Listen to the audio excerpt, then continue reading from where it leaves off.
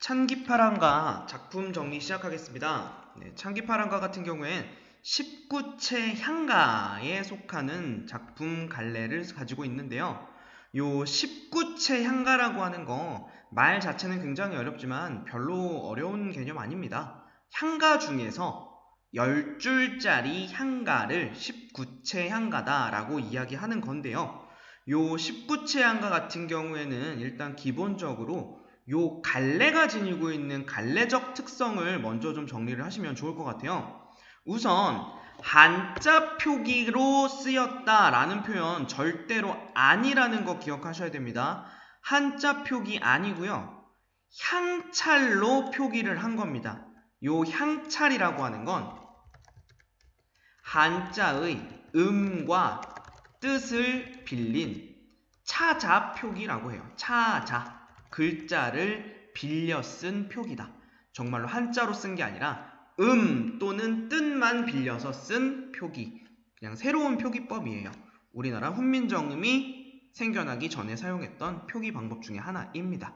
자, 그리고 보면 크게 기, 서, 결로 나뉘어 있는데 일반적으로는 4줄, 4줄, 2줄인데 이 창기파랑과 같은 경우에는 3, 5, 2로 나눠서 보기도 해요. 그래서 어쨌든 3단 구성으로 되어 있다. 세 부분으로 나눠서 볼 수 있다라는 것도 역시나 19채 한가의 특징인데 요 19채 한가의 3단 구성의 특징이 후대에 시조가 초장, 중장, 종장의 3단 구성을 가지게 된 것에 영향을 주었다 라고도 이야기할 수 있어서 체크해 두시면 좋을 것 같아요. 그냥 단순하게 윗글의 갈래적인 특성으로 적절하지 않은 것은 이라는 문제가 던져져 주었을 때 그때 후대 시조의 3단 구성에 영향을 주었다 이렇게 그냥 얘기할 수도 있어서 체크해 두시면 좋을 것 같고요. 그리고 자 여기 3줄, 5줄, 2줄 나눈 것 중에 요 마지막 2줄 있죠? 요 마지막 2줄을 우리는 낙구라고 부릅니다. 낙구가 존재하는데 요 낙구의 첫머리는 반드시 감탄사로 시작해야 돼요. 고정이에요. 낙구의 첫머리는 반드시 감탄사로 시작한다라는 게 19채 향가의 고정적인 특징이고요. 이건 역시 후대 시조에서 종장 첫머리가 반드시 삼음절, 세 글자로 고정되는 것에 영향을 주었다 라고도 이야기할 수 있죠. 그러니까 19채 한가는 후대 시조 갈래에 많은 영향을 주었다. 이런 내용들로 체크해 주시면 될 것 같고요. 내용적인 측면은 사실 그렇게 어려운 거 없습니다. 자, 기파랑이라고 하는 화랑이에요.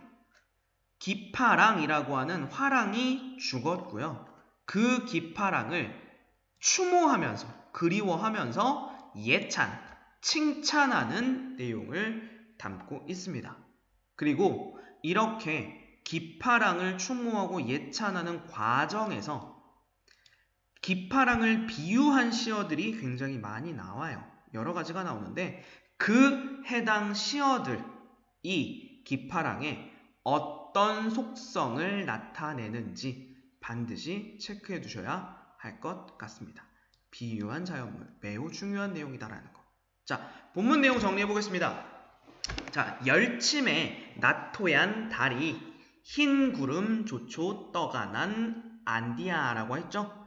자, 구름을 열어 젖히며 나타난 달이 화자가 달을 보고 있고요. 그게 흰 구름을 쫓아 떠가는 것이 아니냐라면서 첫 번째 부분은 화자가 달에게 질문하는 형식이에요.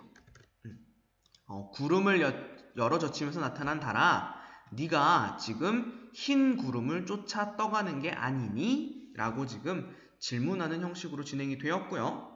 자, 그 이후에 새파란 날이 여해 기랑의 지지 이슈라 라고 얘기했을 때, 자, 요 새파란 날이 여희라고 하는 부분을 체크해 주시면 될 것 같아요. 새파란 시낸 물인 건데 굉장히 맑고 깨끗한 모습이죠. 이 모습에서 화자는 기랑의 모습을 발견합니다. 자, 그래서 이 부분도 역시나 기파랑의 맑고 깨끗한 성품을 비유했다라고 정리하셔도 좋을 것 같고요. 첫 번째 비유한 시어네요. 냇물이에요. 냇물. 그죠? 냇물. 그죠? 냇물. 그리고 두 번째 2로부터 1로 나릿 자갈밭에 낭이 지니시던 마음의 가지를 쫓는구나 라고 해석하고 있습니다. 다시 한번 갈게요. 2로부터 냇물 자갈밭에 낭이 지니시던 마음의 끝을 쫓는구나. 괜찮죠? 자, 그때 요 자갈밭이라고 하는 거 체크해 두시면 될 것 같아요. 냇물가에 있는 자갈 또는 자갈밭이거든요. 이 자갈은 굉장히 둥글둥글하고 단단한 성질을 가져요. 그렇죠? 그렇기 때문에 이 부분도 역시나 기파랑의 원만하고 강직한 성품을 나타낸다 라고 체크해 두시면 좋을 것 같습니다. 두 번째 기파랑을 비유한 시어가 등장했죠. 자, 그곳에서 내가 낭이 지니던 마음의 끝을 쫓는다 라고 하는 표현을 통해서 우리는 화자가 기파랑을 추모하고 예찬하고 있구나. 그쵸? 그 기파랑의 어떤 정신적인 그런 세계를 찾고 있는 거예요, 화자는. 우리 기파랑 씨? 조금 표현이 이상하긴 한데요. 기파랑이라고 하는 대단한 사람이 이런 성품과 이런 생각을 가지고 살았었지라는 것을 떠올리고 추억하고 그리워하고 있는 화자의 모습입니다. 자, 마지막 두 줄 나왔는데요. 아으라고 하는 감탄사 나왔죠?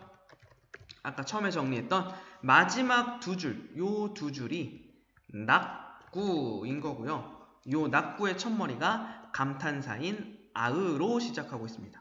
자, 그때 아으 잣까지 높아 설이 못 누울 화반이여 라고 이야기하고 있는데 잣나무 가지가 높아 설이 세모 일단 칠까요? 설이는 눈입니다. 그냥 단순히 설이라고 하셔도 상관은 없어요.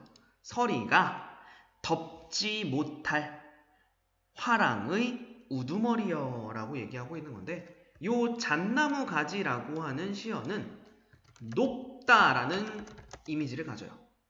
그렇기 때문에 요것은 화랑이었던 기파랑의 굉장히 높고 고매한 정신, 고매하다도 높고 우아한 이런 정신세계를 뜻해요.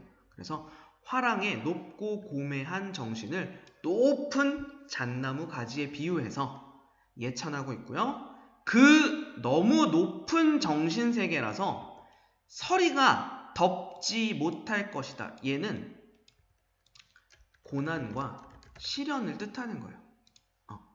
화랑이었던 기파랑의 어떤 정신적인 세계, 그 다음에 올바랐던 성품을 덮으려고 해도 덮지 못했다.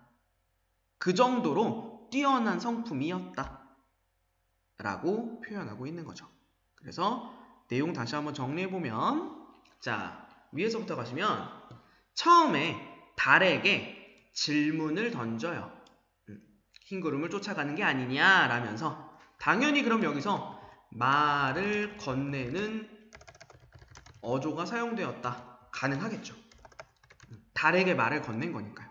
그리고 두 번째부터 자, 여기 부분, 중간 부분에 냇물이라고 하는 시어, 그 다음에 자갈이라고 하는 시어를 통해서 기파람의 성품을 예찬했고요. 그리고 추모하고 있고요. 마지막에 잣나무 가지라고 하는 시어에 비유함으로써 기파랑의 성품을 다시 한번 예찬하고 있고요.